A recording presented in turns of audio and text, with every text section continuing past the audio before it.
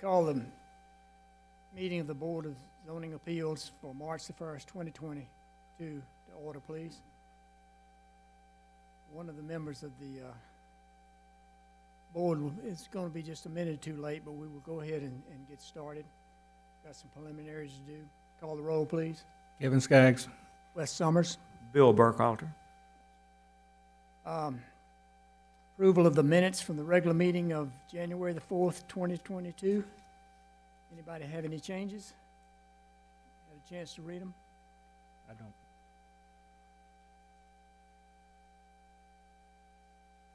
No changes? So we'll confirm them as approved, please. Have a confirmation of the agenda, but what I would like to do is we have two variances to be held tonight, one number one and one number 4 for the same piece of property. So what I'd like to do is have a motion that we move item 1 to coincide with item 4, and we do 2, 3, 1, and 4 at the same time. So move. Second. Any discussion? All in favor? Aye. Aye. Thank you. All right, so we will handle the first one, which will be actually on your agenda.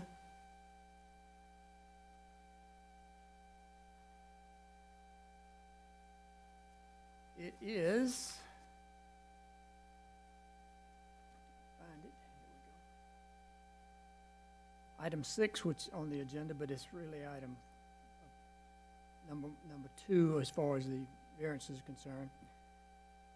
It is number ZV 22-002. It's a request by Carolyn Marie Anderson for a variance at 723 Indian Mound Drive, tax code number 002-20-06-012 from section 3.5.8, dimensional standards, corner side yards of the North Augusta Development Code for a carport addition that does not meet the required setback. The application affects plus or minus .26 acres zone R14 large lot single family residential.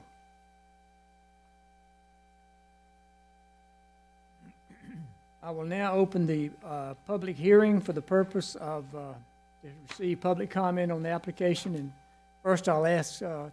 Paradise if you have anything you'd like to add to this, please. Yes, sir, Mr. Chairman. This is a .22 acre lot that's zoned R14.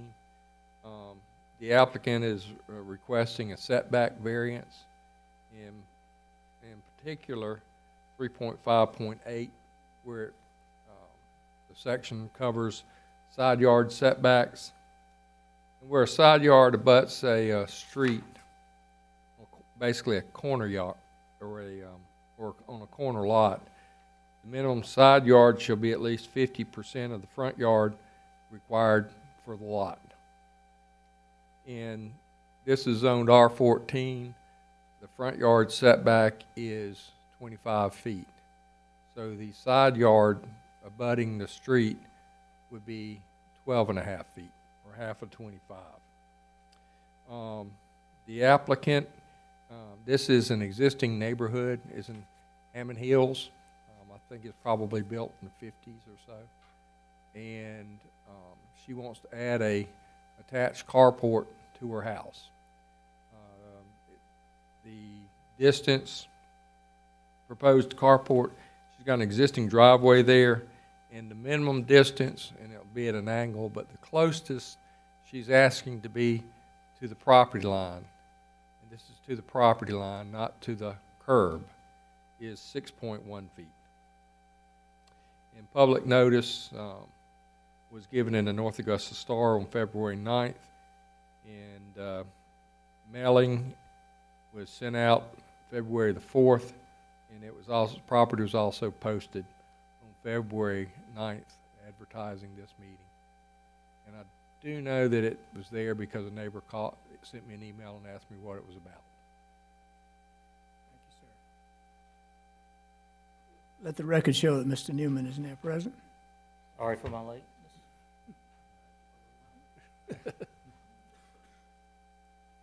Okay. Anybody here would like to speak for the applicant? Would you come down forward, please, ma'am?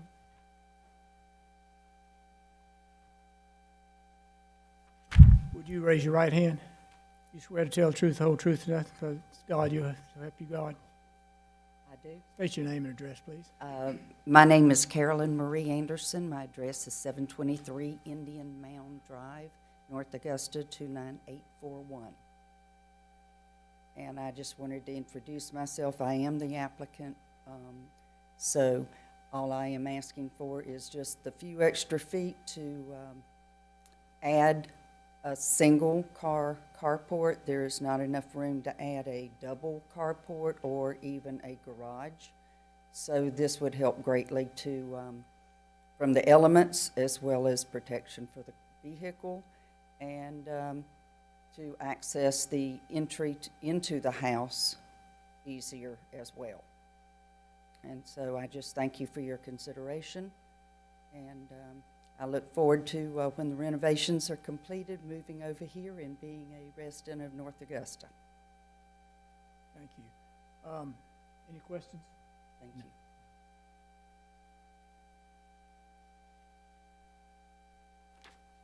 Anybody else have any questions?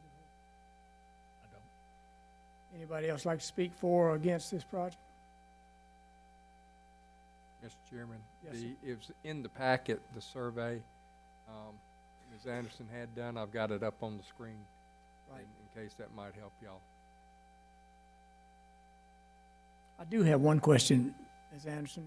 Is there going to be a door into the house off of that garage? Yes, sir. Thank you.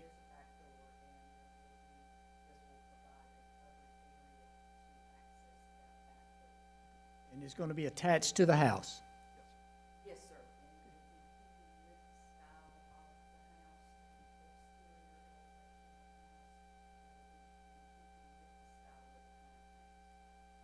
Thank you.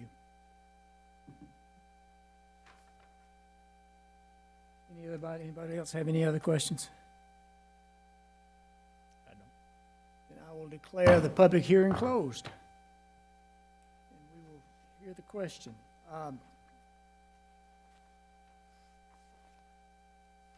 First of all, I need to read something so everyone understands how this procedure works. According to our Zoning Board of Appeals rules and regulations, we have 10 things we have to find for, and they have to all be found in the affirmative in order to grant a variance. And I'll read them, and then we'll take each one of them one at a time. And if we come to one that we cannot agree on that is in the affirmative, then the process will stop there, and there'll be no variance granted. A variance may be granted to an individual case of unnecessary hardship if the Board of Zoning Appeals makes and explains in writing all of the following. Number one is unnecessary hardship exists. Number two, there are extraordinary and exceptional conditions pertaining to the particular piece of property. Number three is the conditions do not generally apply to other property in the vicinity. Number four is because of the conditions, the application of this chapter to the particular piece of property would effectively prohibit or unreasonably restrict the utilization of the property. And number five, the authorization of a variance will not be of substantial detriment to adjacent property or to the public good, and the character of the district will not be harmed by the granting of the variance. Harm to the character of the district may include structures that are significantly out of scale and the creation or potential of the creation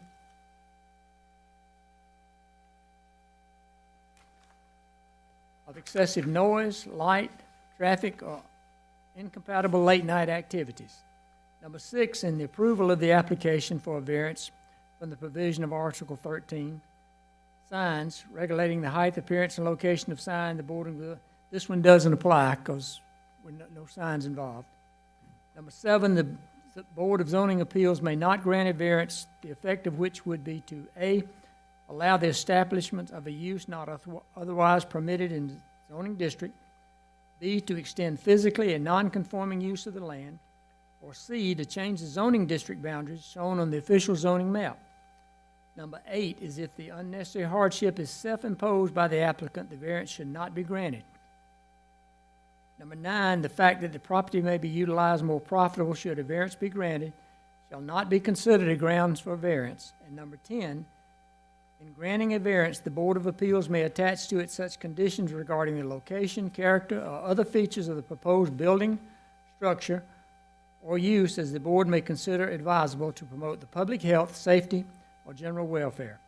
Based on these findings of fact, the Board of Appeals may approve with the conditions, or deny the request. So that's the way we have to go through it to grant a variance, or just not approve one. Okay, number 1, an unnecessary hardship exists.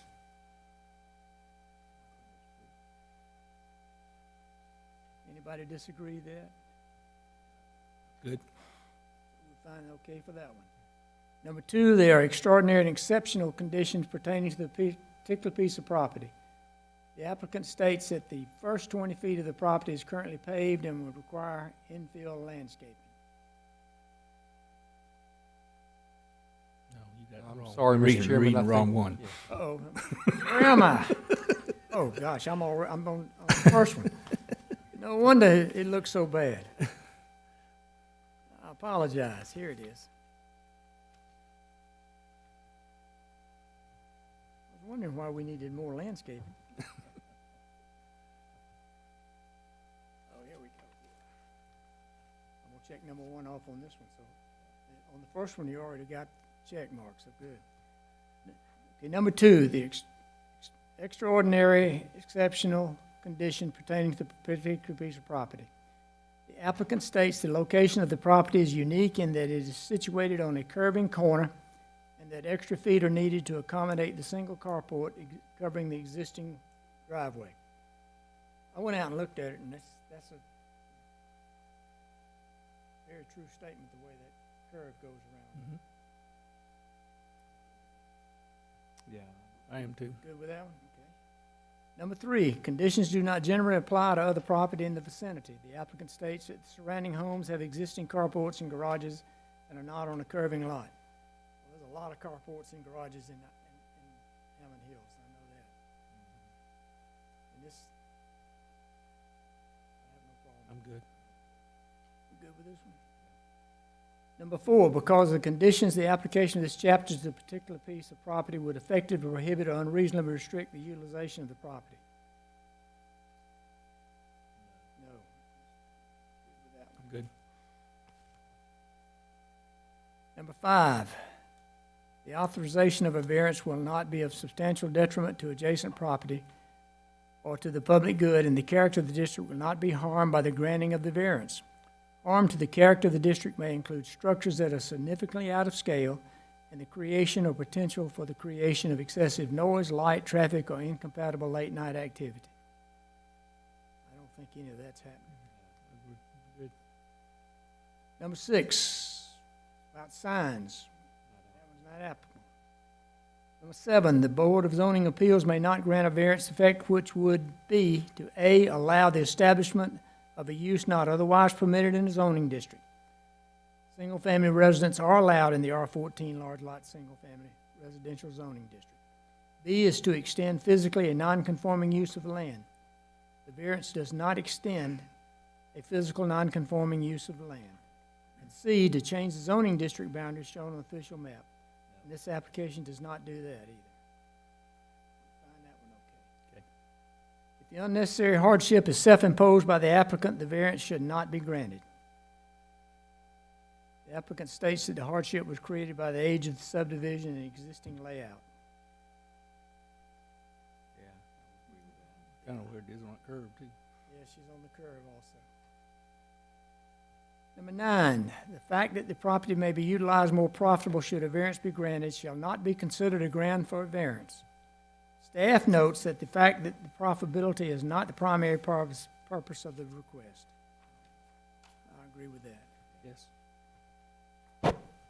Number 10 is, in granting a variance, the Board of Zoning Appeals may attach such conditions regarding the location, character, or other features of the proposed building structure, or use as the board may consider advisable to promote the public's health, safety, or general welfare.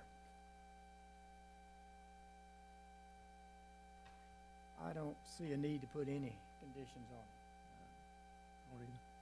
The applicant has stated that it's going to be built and stay in character of what's there now, so we agree on that one? Yes. Yeah. And can I have a motion that we grant this variance? So moved. Based on the findings previously discussed and voted on, I move that application number ZV 22-002, Anderson Carport, a request by Carolyn Marie Anderson for variance pursuant to section 3.5.8, dimensional standards, corner side yards of the North Augusta Development Code for a carport addition that does not meet the required setbacks of the North Augusta Development Code for variance on the required setbacks be granted with no conditions. Second. We have a motion and a second. We have any other discussion? All in favor say aye. Aye. None opposed. Pass unanimous. Ms. Anderson, build your carport. Thank you for coming down.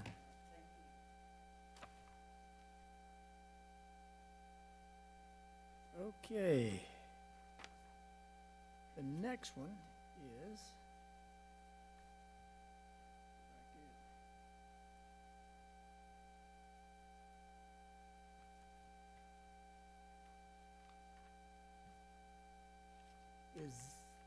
ZV 22003, a request by Matthews Development LLC for a front setback greater than the maximum permitted and a frontage build-out less than the minimum permitted in the Highway Corridor Overlay District by North Augusta Development Code, Section 3.8.5.3, Table 3-9, Dimensional Standards.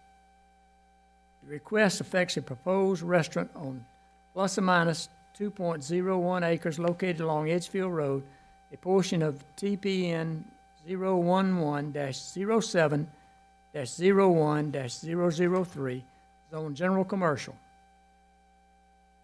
I'll now open the public hearing. The purpose of the hearing is to receive public comment. Public hearing is now open. What can you tell us about it, Mr. Mr. Chairman, this is for a proposed fast food restaurant along Edgefield Road, be adjacent to where they're building the Quick Trip or QTs out by Exit 5. And if you haven't seen the construction of QTs going on, that's because it started this week and they're expecting to open in November. But this fast food restaurant is it's not an untypical variance request that I've seen since I've been here. It is in the highway overlay corridor, so it has some additional requirements. One of those is a maximum setback of 90 feet. They're requesting to increase the setback from the highway to 115 feet, which increases it by about 25 more feet. The other is the minimum frontage build-out is required in the highway overlay corridor to be 30% of the width of the lot. They're requesting that to be at 19%, which is 11% under the minimum. This is, and I think in the application they explained, this is to be able to site the fast food restaurant there, vehicle safety, pedestrian safety, and the flow of traffic as you normally see around that type of restaurant. And there should be a representative here if you have any questions for him. Anybody have any questions for Mr. Paradise? I have a quick question.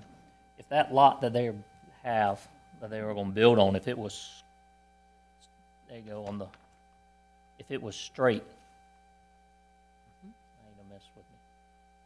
I'm sorry. If you go back to the other ones where where you had the highlighted in yellow, if that was a square piece of property, there you go, on the left-hand side or whatever, if it was squared off and not triangular on that side, would it be within the build-out area? I don't know. I don't have that distance. Okay. That's a good question. I Because just the don't have back that of it's a lot distance. narrower, so he's got to accommodate for that as well. Correct. Okay.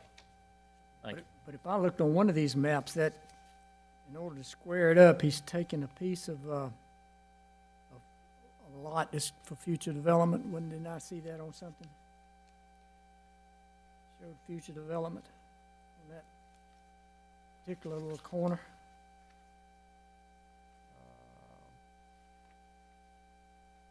There you go. I think this is the one that you're talking about with the future development. Yeah, piece over on Okay. the left-hand side there. And I can't read that distance. 173. That's what I was thinking. Across the property thing. Is that one piece of property now, or, Yes, sir. and then you're gonna subdivide it? And we can ask, verify with them. Yeah, it says that that's out parcel 1B is the one on the side of it. And it's a .88 acres.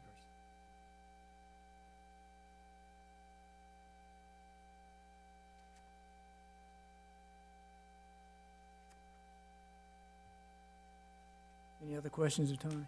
No, sir. Anyone like to speak for the project here or against it? Developer, you here? Come down, sir.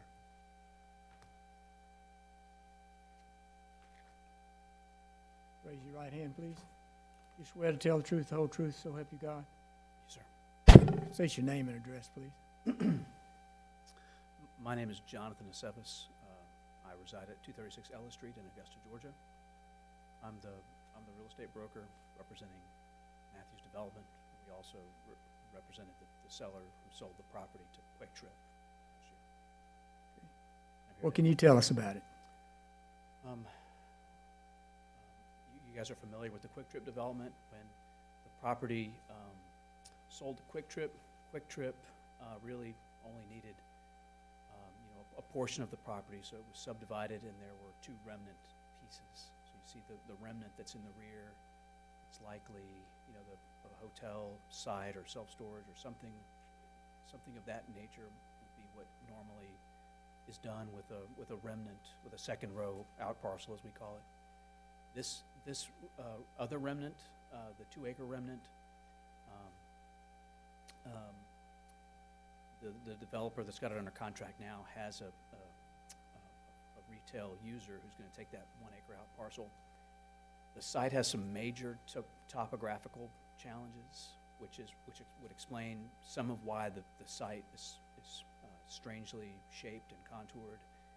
Quick Trip is known for doing excellent site work. So the site's going to be delivered with above average site in general, but the developer's trying to maximize what he's going to have left over, because the site, this retail site is not it's not cheap, and so they've got that 1.13 acre site for the restaurant there, and generally for circulation now, what's happened with restaurants in general since COVID is that dining rooms have shrunk and drive-throughs are more important for them to survive. So they've got a double drive-through on here.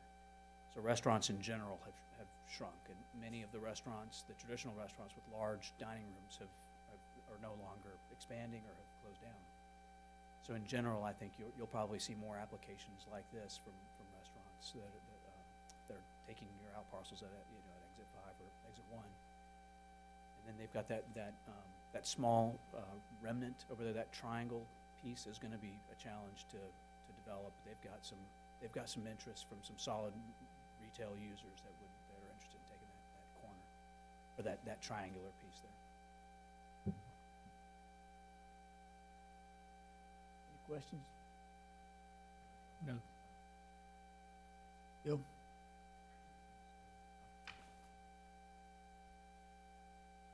Okay, thank you, sir. Thank you. Anybody else want to speak? Then I will declare the public hearing closed. And we will hear the question.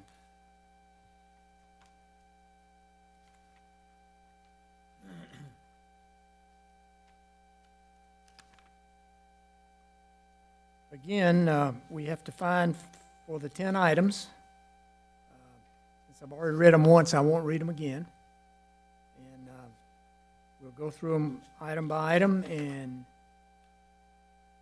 vote on each one as we go through and then proceed after that.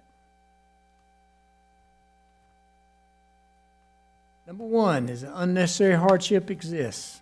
The applicant states that inventory of for sale would not be visible during nighttime sales hours because of, oh, I'm on the wrong one again. You better have some lights around it. I think my,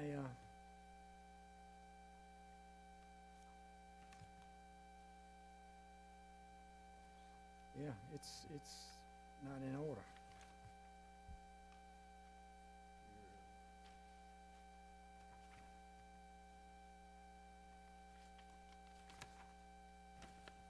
Bear with us, it's not in order.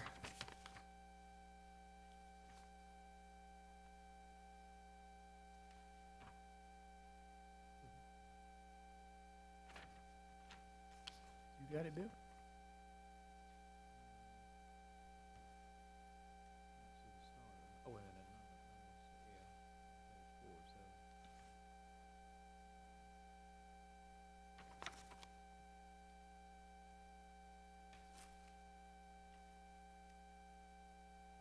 You wanna read mine? It's not in mine, hold on a second. Here it is, Papa. I think so. Here it is, Board of Zoning Appeals consideration. All right, item one. An unnecessary hardship exists.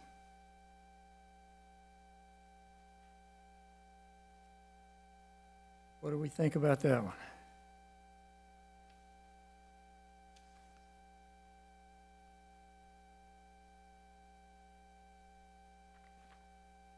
The applicant states that for the safety of employees and customers, adequate circulation around the building is imperative for vehicle and pedestrian movements that cannot be achieved through the required setbacks. I'm good. So this is a safety issue.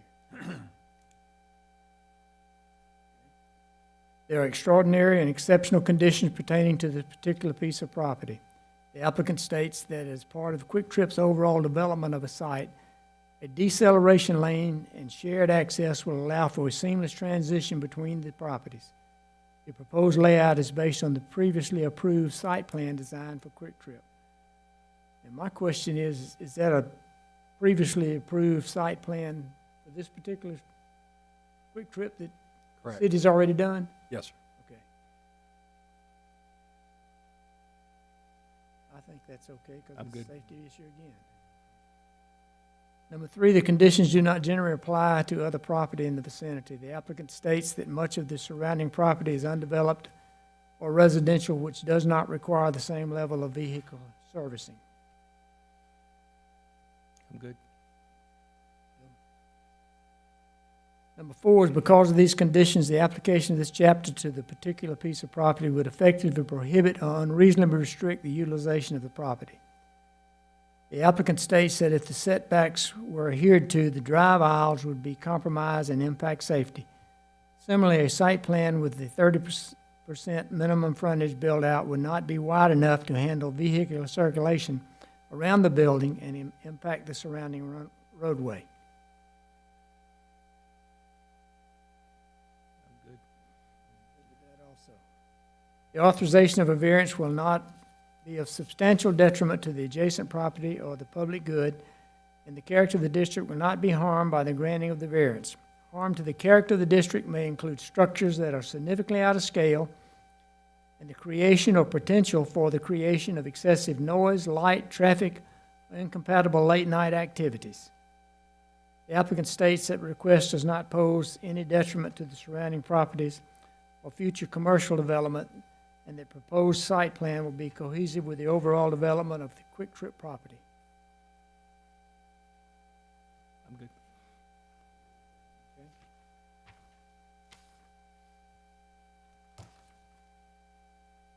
Number six, It's not applicable, that's the sign portion of this. And I'm assuming that the planning commission or the planning director will take care of that at the appropriate time. Yes. Number 7 is the Board of Zoning Appeals may not grant a variance, the effect of which would be to allow establishment of a use not otherwise permitted in the zoning district. And staff says that restaurants with drive-throughs are uses that are allowed. To extend the physically non-conforming use of the land, the variance does not extend a physical non-conforming use, or change the zoning district boundaries as shown on the official zoning map, and that does not do this. So that one's okay. Number 8, if the unnecessary hardship is self-imposed by the applicant, the variance should not be granted. The applicant states that the hardship is not self-imposed and multiple configurations and layouts have been considered in an attempt to meet the requirements of the Highway Corridor Overlay District. Did the planning department help with that? Did y'all Sir? look at some different ones, Yes, sir. different layouts? Yes, sir. The developer and Cully worked through this with different config, and, you know, it just didn't fly. Do we have any problem with 8? Number 9, the fact that the property may be utilized more profitable should a variance be granted shall not be considered grounds for a variance. Staff recognizes the property may be used more profitable if developed, but is not sole grounds for this variance request. I think the safety features of this design override the concept that it's self-imposed just for profit. I think it's self-imposed because this is the, as he said, sort of the wave of the future, or at least for the time being, of restaurants that have drive-throughs as well. Agree. Number 10, in granting a variance, the Board of Zoning Appeals may attach to it such conditions regarding the location, character, and other features of the proposed building, structure, or use as the board may consider advisable to promote the public health, safety, or general welfare. Staff recommends the following conditions, but all conditions are at the discretion of the Zoning Board of Appeals. The property will be developed in general conformance with the layout provided. Minor changes to the layout may be allowed as determined by the planning director, planning and development director. In no case with a less conforming layout be allowed. Number 2 is curb cuts on the Edgefield Highway must be approved by the South Carolina Department of Transportation. All other requirements of the highway overlay corridor will be met as verified by staff at the development review. All 3 of them. Okay? So we'll add all 3 of those in there. May I have a motion? Okay. Based on the findings previously discussed and voted on, I move that application number ZV 22-003 Popeyes at Exit 5, a request by Matthews Development LLC for variance pursuant to sections 3.8.5.3, Table 3-9,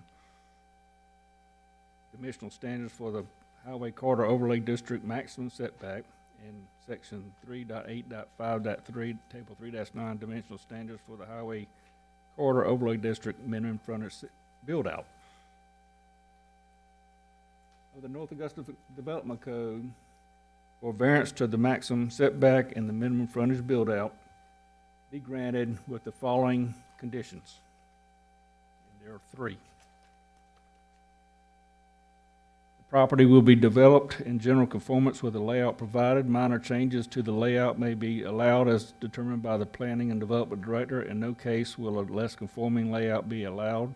Number 2, curb cuts onto Edgefield Road, Highway 25 must be approved by SCDOT. Number 3, all other requirements of the Highway Corridor Overlay will be met as verified by staff at development review. We have a motion. Do I have a second? Second. We have a motion and a second. Any discussion?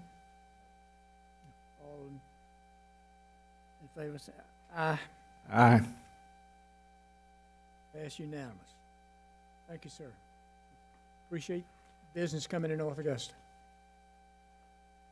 Okay. Yeah. We go back to number one, I guess. We'll take one first and then take four.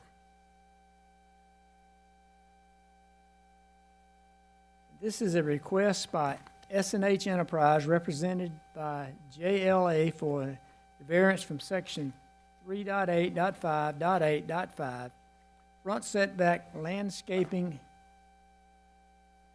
of the North Augusta Development Code.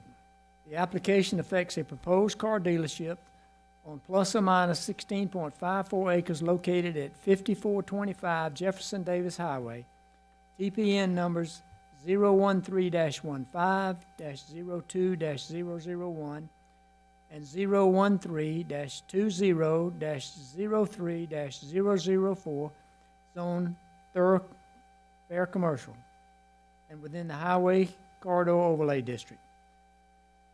At this time, I'll open the public hearing. The purpose of the public hearing is to receive public comments for the application. What can you tell us, Mr. Paradise? Mr. Chairman, in this particular variance, the request varied 3.8.5.8.5.e, which basically says that if the front setback exceeds 30 feet and parking or a drive aisle is provided between the front property line and a structure, the first 20 feet measured from the property line shall be landscaped to the standards of a type D buffer. The applicant is requesting a variance from the planting of the small trees required in the type D buffer and asking for a reduction in the width of the buffer from 20 feet to 14.5 feet. The public notice was in the North Augusta Star on February 9th, and also the property was posted that day. And mailing to the owners of the property within 200 feet was mailed February 4th.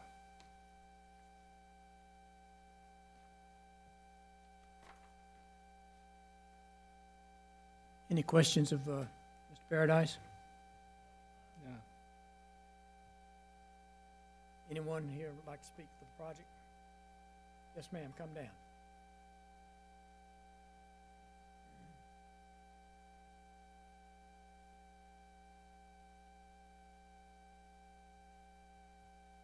Raise your right hand, please. You swear to tell the truth, the whole truth, and nothing but the truth, so help you God? I do. State your name and address, please. My name's Alexandra Reynolds, and my office is at 1296 Broad Street, Augusta, Georgia. So this property is subject to 3 layers of landscape on its Jefferson Davis frontage. So we have the type D buffer, which we're here for tonight. We're also subject to street trees, and since there is a parking lot, there are parking lot perimeter landscape requirements. So there is a whole lot of landscape required to be between the road and the side and the parking lot. So we are requesting, we still are going to put in the type D buffer, the shrubs that are required, large trees that are required, but we are requesting a variance for the small trees. That way views can come into the site. The large trees will be higher up, the shrubs will be smaller, close, 2-3 feet off the ground. And views can still come into the site since it is supposed to be a car dealership and want the cars to be seen. We are also requesting the setback to be reduced, or not the setback, but the width to be reduced from 20 feet to 14.5 feet. And the reason for that is currently the site is paved up to the property line in some places, and in some places just 4 feet back of the property line. So even by reducing it to 14.5 feet, we're actually giving back developed area, paved area towards landscaping. So to make our site plan work, it worked a little bit better to have 14.5 feet instead of 20. Thank you. Any questions?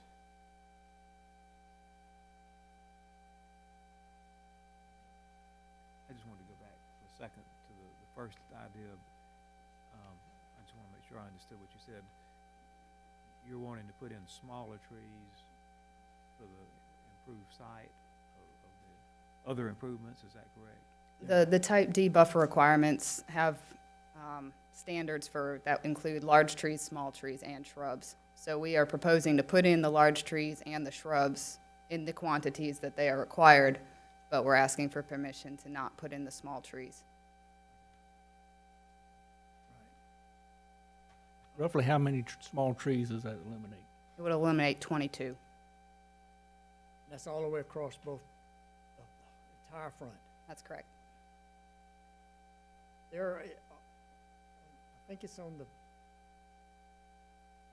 standing looking at the property off of Jefferson Davis, the piece that's on the left-hand side, there's some brickwork there. Are you gonna take that out? Around the entrances? Well, it's not around the entrances, it's right across the, almost across front of the whole thing. There's some, used to be a fence, it looked like, and there's some brick stanchions that are setting up about probably 2 feet high, is all it is. It's not on the piece where the dealership was, where you tore down the building, but it's on the other piece. You may not have seen it, you're gonna take all those things out yet. I would assume you were, but I just wanted to ask the question. And the other question I got is, I know we're gonna talk about lighting later, but all the way across there's a whole bunch of light poles. Is that all gonna be taken care of at a later? All that's gonna be removed and new stuff put in? Okay, that was a question I had. Any questions? Thank you, ma'am. Welcome. Anybody else want to speak on this particular piece? And I will close the public hearing. And we will, again, I will not read all 10 of the items we have to find for. We will read each one as we go through it. Number 1 is unnecessary hardship exists. The applicant states, and I got it right this time, I think. The applicant states that the standard creates screening of automobile inventory for sale and do not match the existing dealerships along the same streets and require landscape hardscape that was previously developed. And if you look at the 2 dealerships that are across the street, the Nissan dealership has very little shrubbery in front of it. Yes, sir. And the Toyota dealership has, I think, about what y'all are asking for. Not to have the small trees, but to let the big ones be there, and the small shrubs. Now, I don't remember what was approved for, if we had any variance that came in for the other dealership that's under construction closer to I-520. You did. We did approve a variance for that? Yes, sir, and I've got a copy of it here if you'd like to see it. But that was to reduce the width of the buffer from 20 feet to 10 feet. 20 to 10? Yes, sir. And this one wants to go from 20 to 14. 14 and a half, I believe, yes, sir. Sounds like a precedent's been set to me. Any questions? Nope. We agree on the first one? Yes. There are extraordinary. Go ahead. No, this, well,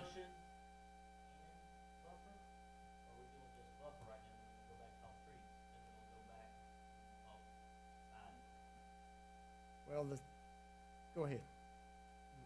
Well, right now, the variances that you're all talking about is the width of the buffer and the reduction of the trees. That's the only thing that you've had the public hearing on so far.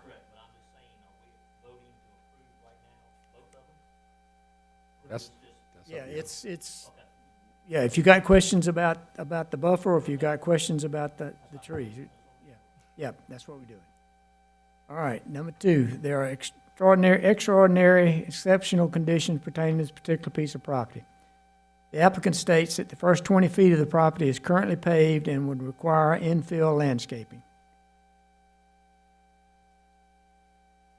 And like I said, we've already set one precedent. Yep. So, can we agree with this one? I'm good. Number 3, the conditions do not generally apply to other property in the vicinity. The applicant states that the other car dealerships in the area were not held to the same standards.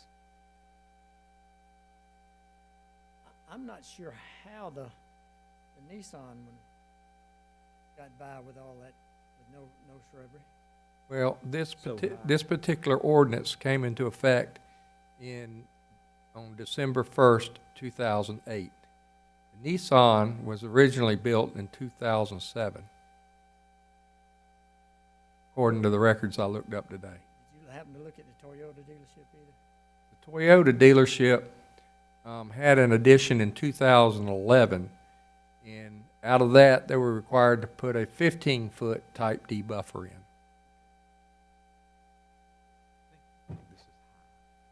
Yeah, I think that may be what it is. I know we had we granted a variance on one of those buildings for the skin, You did? The Nissan. the Nissan, okay. But we didn't grant a variance for any buffer because probably it's up on top of that hill, like you say. Wasn't necessary. Can we agree on that one? Yes. Because of the conditions, the application of this chapter to the particular piece of property would effectively prohibit or unreasonably restrict the utilization of the property. The applicant states that the landscaping requirements would restrict the utilization of the property as a car dealership. Yeah, I can see how it would put up a wall almost once all this shrubbery gets up. Small trees anyway. If you went out and looked at it, you saw across the street the Toyota dealership. I think has exactly what you're asking for, which is a big tree and some small shrubs, a big tree and some small shrubs. And it's grown up pretty high, the trees have, so you can see their cars on the road. So based on precedent, I'd go Yeah. with it. So based on precedent, I think we ought to grant that one. The authorization of a variance will not be a substantial detriment to the adjacent property or the public good, and the character of the district will not harm by the granting of the variance. Harm to the character of the district may include structures that are significantly out of scale and the creation or potential for the creation of excessive noise, light, traffic, or incompatible late-night activities. The applicant states that landscaping will be improved beyond what is existing in the area. Staff does not foresee the reduction of trees material creating excessive noise, light, or traffic in the corridor.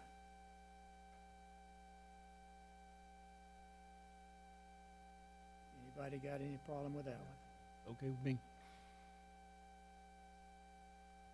We're not dealing with signs, so that's okay. The Board of Zoning Appeals may not grant a variance, the effect of which would be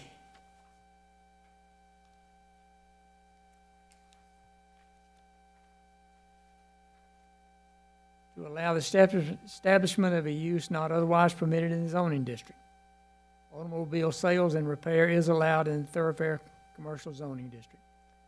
B, to extend physically a non-conforming use of the land. The variance does not extend it. To change zoning district boundaries shown on the official map. This application does not propose change that, so we can agree on that one. Yes. If the unnecessary hardship is self-imposed by the applicant, the variance should not be granted. The applicant states that the hardship is created by the requirements of the development code. Well, that is true, but I don't think that's exactly the hardship we're talking about. Precedent means. Yes, precedent is already set that for what he wants here. Number 9, the fact that the property may be utilized more profitable should a variance be granted shall not be considered grounds for a variance. I don't believe that's the case at all. He's going to build his car dealership whether we grant a variance or not. So we can find that one okay? Number 10, in granting the variance, the Board of Zoning Appeals may attach it to it as such conditions regarding the location, character, or other features of the proposed building, structure, or use as the board may consider advisable to promote the public safety, health, or general welfare. This variance, if granted, will apply only to this property. Staff is open to suggestions for other conditions from the board.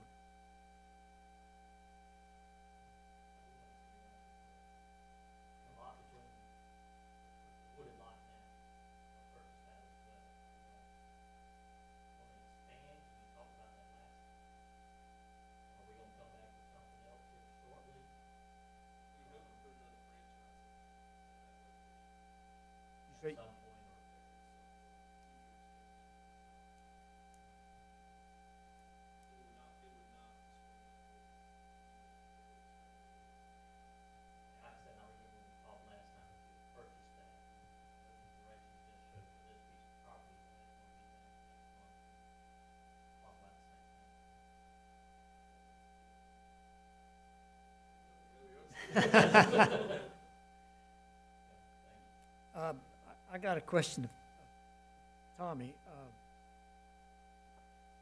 They show 5 entrances onto that property from different streets.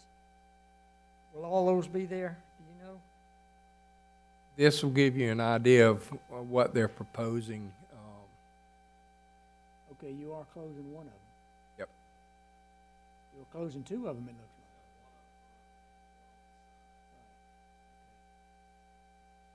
In and out, okay. Yeah, 2 on Wesco Road. Okay. That was my question.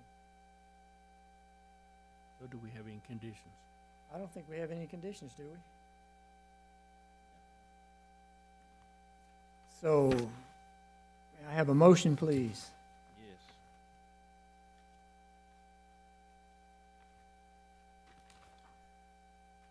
Based on the findings previously discussed and voted on, I move that application number ZV 22-001, Kia Landscaping,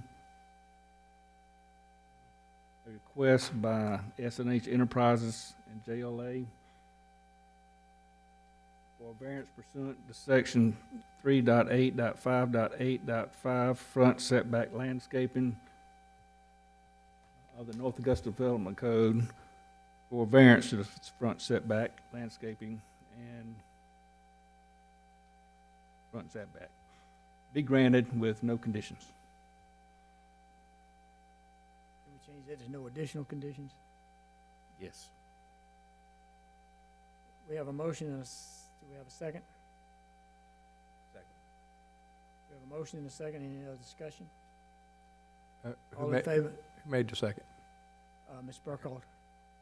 Or one? Sir? Burkholder. Got it. Do I have no discussion? So all in favor, aye? Aye. None opposed? Passed. Thank you, sir. Now, we go back to item 8, which is number 4 on the request tonight. Again, it's a request by S&H Enterprises, represented by JLA for a variance from section 3.8.5.10.5, permitted materials with limitations, and section 7.4, table 7-2, exterior lighting levels of the North Augusta Development Code. The application affects a proposed car dealership on plus or minus 16.54 acres located at 5425 Jefferson Davis Highway. TPN numbers 013-15-02-001 and 013-20-03-004, zone thoroughfare commercial and within the Highway Corridor Overlay District. I will now open the public hearing for the purpose to receive public comments on the application. What can you tell us about this, Mr.? Mr. Chairman, the first variance here, or variance A, is for the permitted materials, drainage, back synthetic stucco, may be applied to any wall surface 8 feet or more above the adjacent grade. They want to go below 8 feet with the stucco, if I understand the variance correctly. The other one is the maximum lighting levels are required to be in a certain range. They want to exceed that range. The applicant is requesting the average lighting levels of 20 to 50 and maximum lighting levels of 35 to 75 foot candles for parking lots and outdoor inventory displays. That's opposed to the average light levels allowed for outdoor display of merchandise is 5 with a maximum of 15. And I don't know what I did, but I messed something up and it's not on the overhead now. Well, we'll let our technician extraordinaire fix it.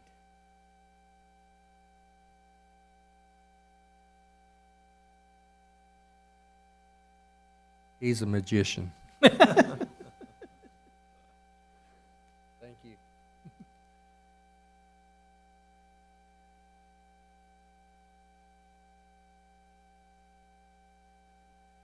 This slide, now that I have it back, this will give you an idea of what the skin of the building looks like.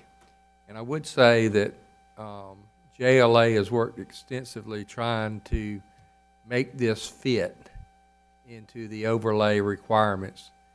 This is from what I understand, this is a new concept for Kia, that all of their brand will have this building, the facade, the look, and this is one of the first, if not the first, that they're rolling out. So it was important that they tried to make it work, and still that balance of making the corporate office that they're franchised with work with them as well. And sometimes that can get to be a difficult balance. I'm sure y'all have seen that before. We have seen that across the road from them.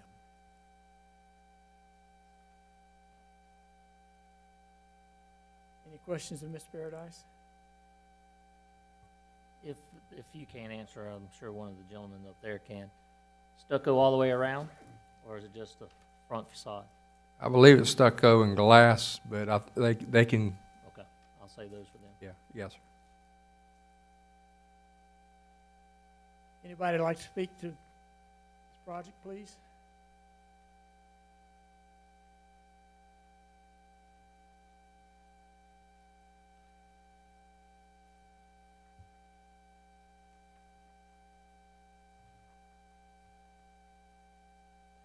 Good evening.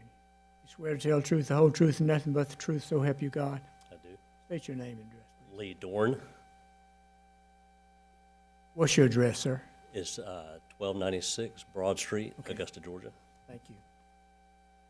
So I appreciate the opportunity to speak with you all this evening. I've got a couple packets here that have some color brochures of what the facade will look like. It's kind of hard to tell with black and white.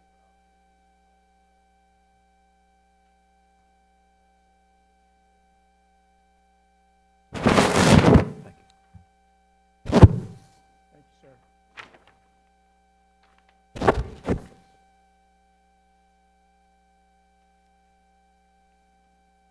So as was stated in the variance request, we're asking that EFS be allowed to be used below the 8-foot mark around the building. The actual front facade of the building is glass and metal. The EFS picks up on the side elevations and wraps around the rear of the building. So it actually won't be front-facing except for the side setback wings on the vehicle delivery and vehicle service areas. Let me ask you a question while we're right here. And I hate this word, but this is mandated to you by Kia, right? This is. Thank this. So what, and to speak, to add to what Mr. Paradise was saying earlier, this is going to be the first of the kind dealership in the nation. We've been working with Kia in South Korea and in their corporate in California to help develop this prototype, and they will be sending individuals who build new Kia dealerships or renovate Kia dealerships to North Augusta to visit this facility once it is established.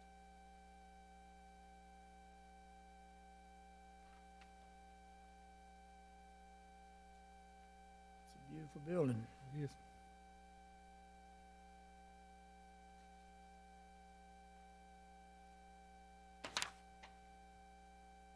Any questions? No, sir. Got a question about lights, the lighting part. Get to that in a minute.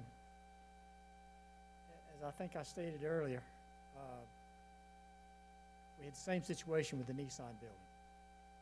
Nissan edicted that the building would have certain skin on it, and we set the precedent, I think, then of bowing to the corporate world, and this is a very beautiful rendering here. I hope it's built just like this. I think we've set the precedent that if the major corporation, that's, in order for them to have this dealership here, that we have to have it this way, then we have to have it this way. I agree. Agree. Any other questions of? No, sir. Thank you, sir. Thank you.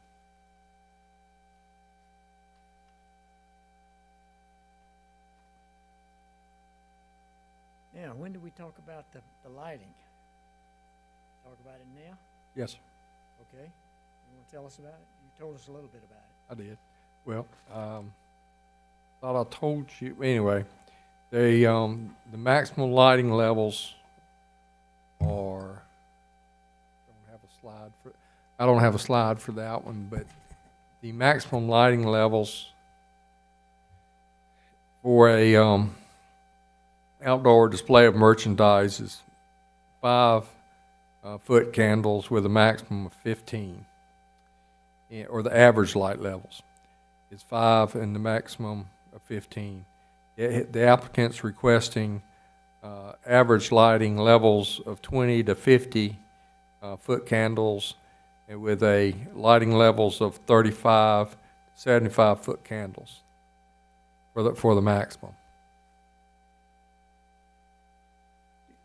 Do you have this particular slide, Parking lot. the parking lot? This one? Shows the light. Yes, sir.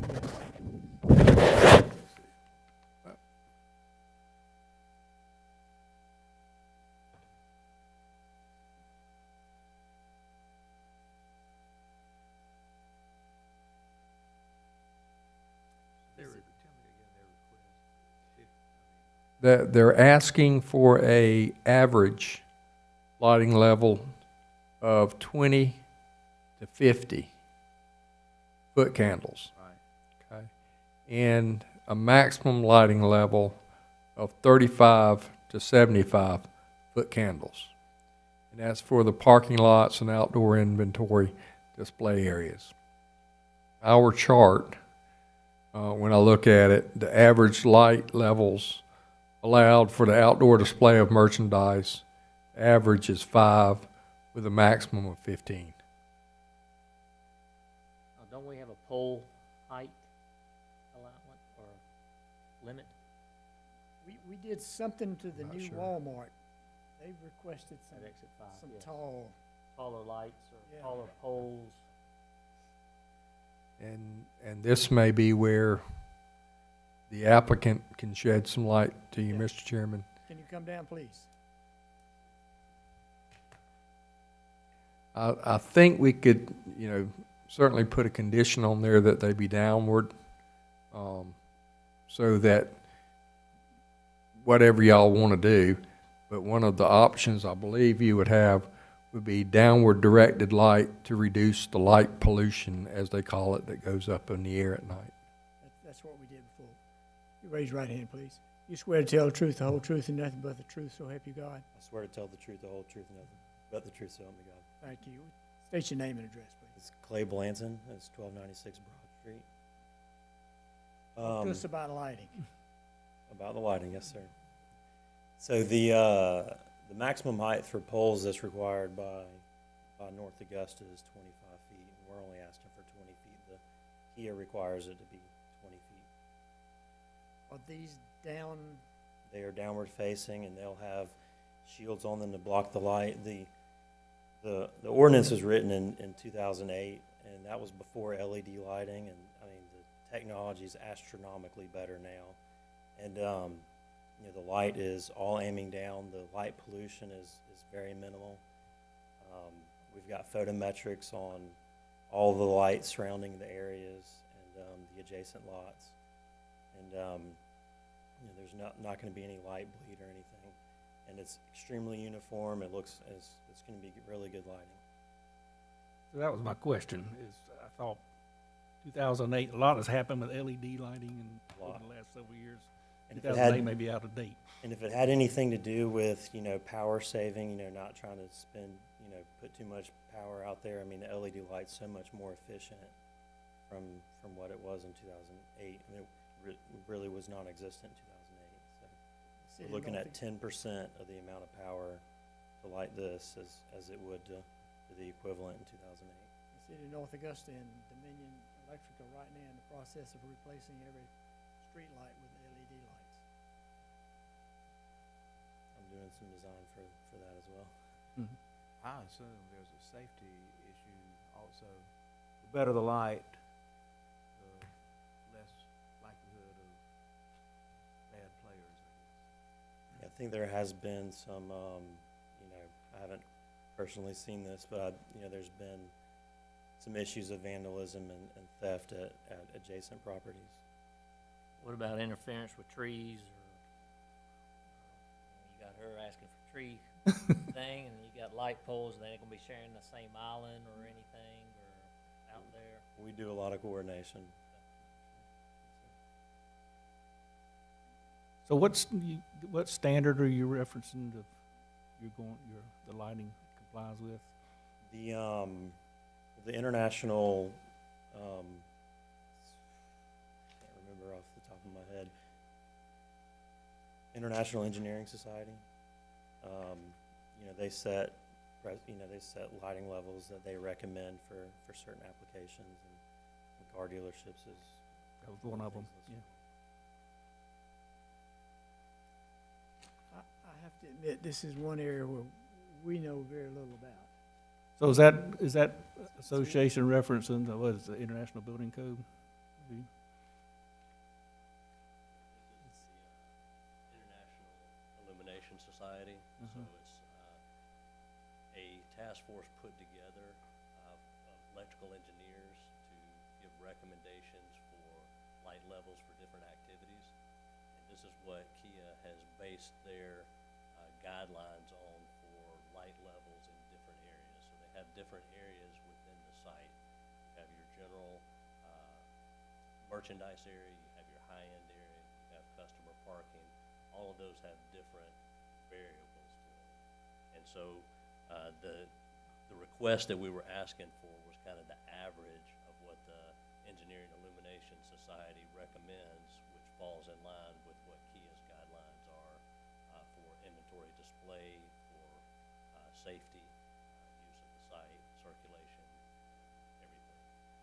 And as Clay spoke to earlier with these LED lights, they will be controlled, so in off-peak hours, the light levels will come down, but there still will be a complete security lighting on the site. And then, during its hours of operation, those light levels will remain at high level.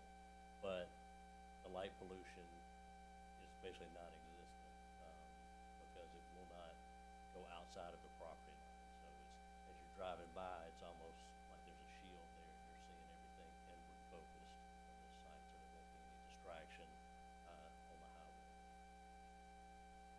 Did this come up, which I know is a different project, but did this come up with Hyundai? No, sir.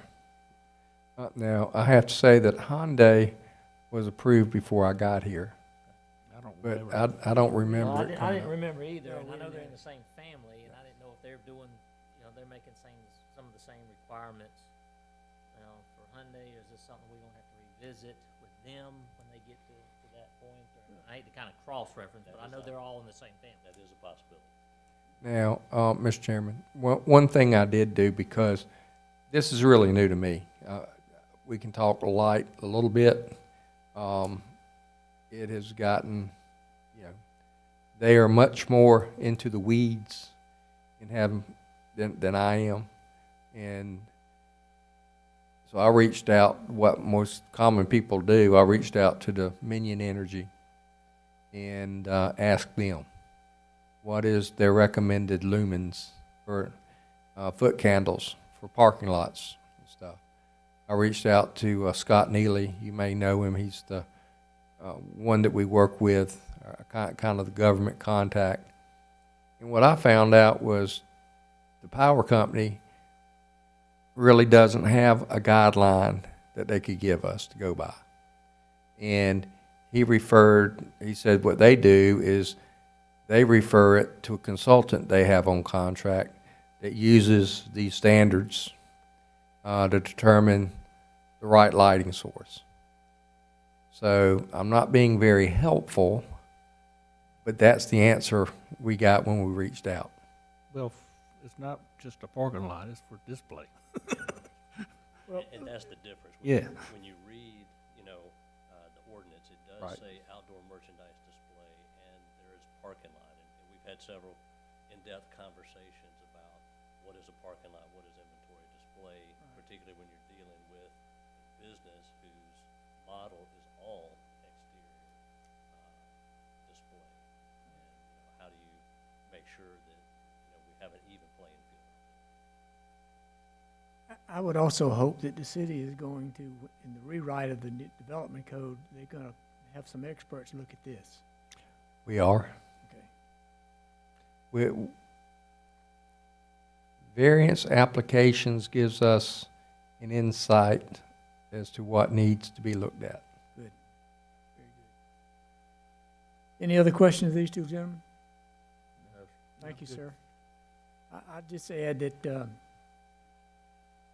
with the way Kia is looking at this, with the new design of the building and the applicant, I have to assume that it's only gonna be the best, so, It'll be a showpiece. thank you. Anyone else want to speak for the project or against it? And I close the public hearing. And we'll take up the question. Again, we have to find for the 10 reasons, and I won't read them all, I won't read them all now. We'll go through them one by one. Number one is unnecessary hardship exists. The applicant states that inventory for sale would not be visible during nighttime sales hours because of lighting levels do not reflect the Illuminating Engineering Society of American recommendations. The applicant states that installing the EIFS above 8 feet from grade level does not comply with Kia corporate standards. It is not supported by an industry standard adopted by the International Code. Can we agree with that one? Good. There are extraordinary and exceptional conditions pertaining to this particular piece of property. The applicant states that the surrounding commercial businesses are all automobile dealerships and their features being similar warrant the request. Think we agree to that one? Yes. These conditions do not generally apply to other property in the vicinity. The applicant states that the conditions do not apply to the gas stations surrounding the property, nor to similar buildings located in the county. We agree on that one. Good. Because of the conditions, the application of this chapter to the particular piece of property would effectively prohibit or unreasonably restrict the utilization of the property. The applicant states that the conditions that affect Kia's corporate standards and ability to sell inventory.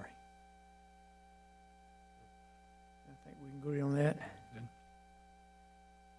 The authorization of a variance will not be of substantial detriment to the adjacent property or to the public good, and the character of the district will not be harmed by granting of the variance. Harm to the character of the district may include structures that are significantly out of scale and the creation or potential for the creation of excessive noise, lights, traffic, or incompatible late-night activity.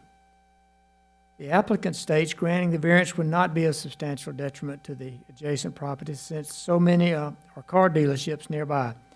The construction of the new dealership will enhance the character of the district by redeveloping an abandoned lot. We can certainly agree on that one. The next one is on signs. We're not talking signs tonight, so we check that one off.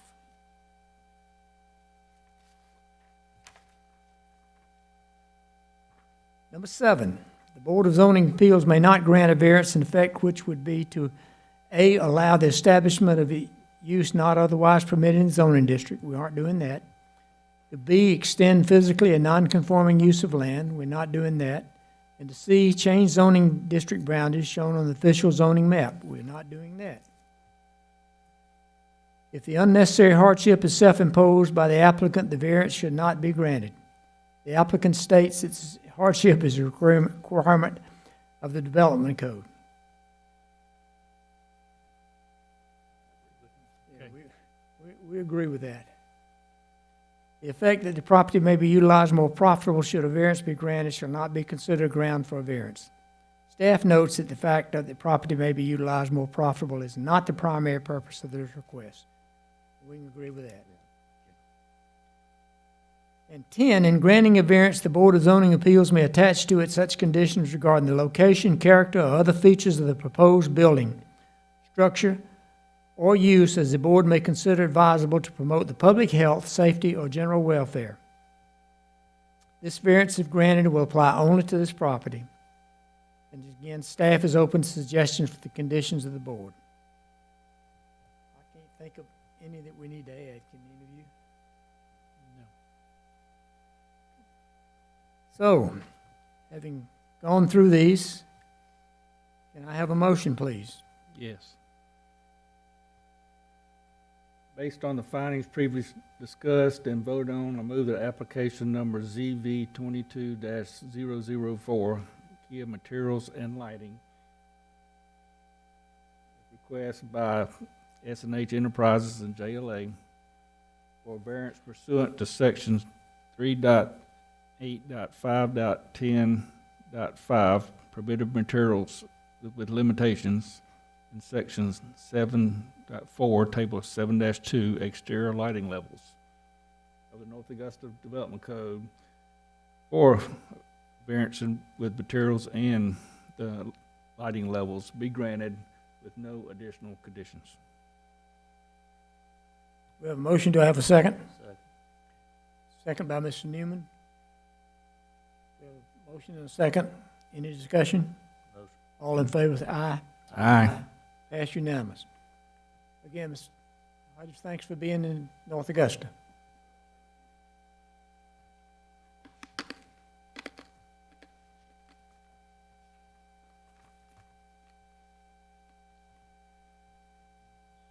And we look forward to the next dealership. Are you going to have a lotter for what it'll be?